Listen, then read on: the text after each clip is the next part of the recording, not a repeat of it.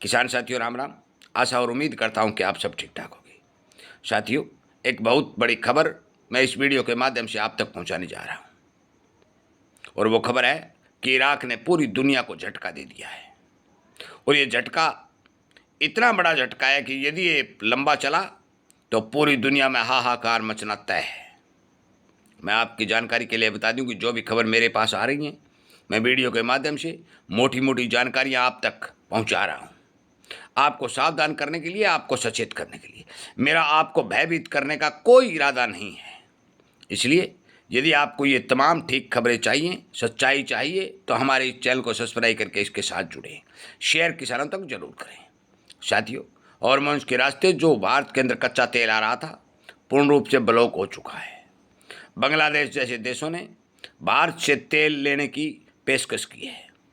पाकिस्तान हो चाहे बांग्लादेश हो, यहाँ डीजल की मारामारी शुरू हो चुकी है। सरकारों ने अपना डीजल खर्चा भी आधा से कम करके कामकाज को भी इस हफ्ते में 3 और 4 दिन करने की बात कही है।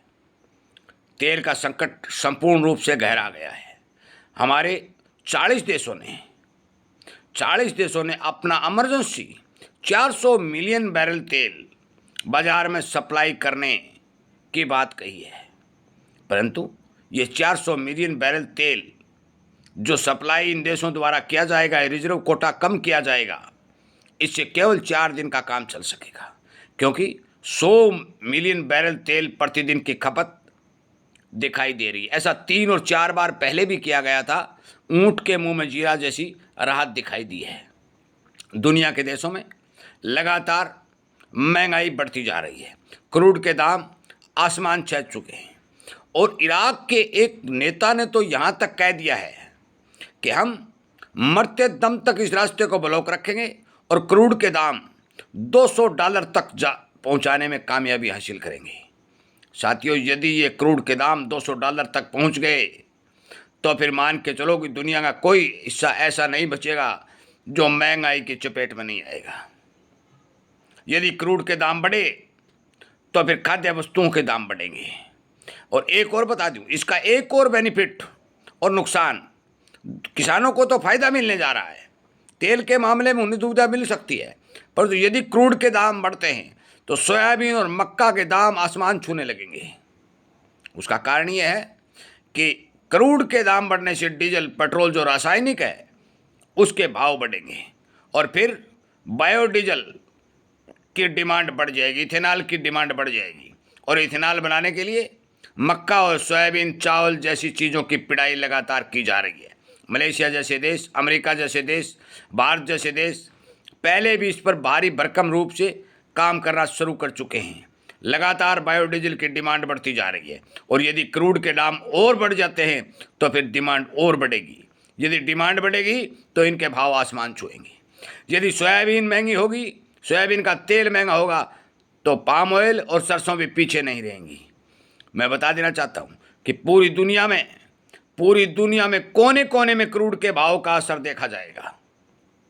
भारत सरकार अभी तक आत्मनिर्भर बनी हुई है। भारत के अंदर किसी भी प्रकार की तेल की कमी महसूस नहीं हुई है, परंतु भारत जो जिन देशों को तेल सप्लाई करता था, जैसे बांग्लादेश को भी भारत तेल देता था, बांग्लादेश से जो प्रमोशन आया है कि हमें तेल चाहिए, तो भारत सरकार ने उन्हें स्पष्ट तौर पर एक वक्तव्य दिया है कि हम पहले हमारा घरेलू स्टॉक देखेंगे, हमारी आपूर्ति देखेंगे, उसके बाद में आपको यदि हमारे पास रिजर्व हुआ तो तेल उपलब्ध करवाएंगे।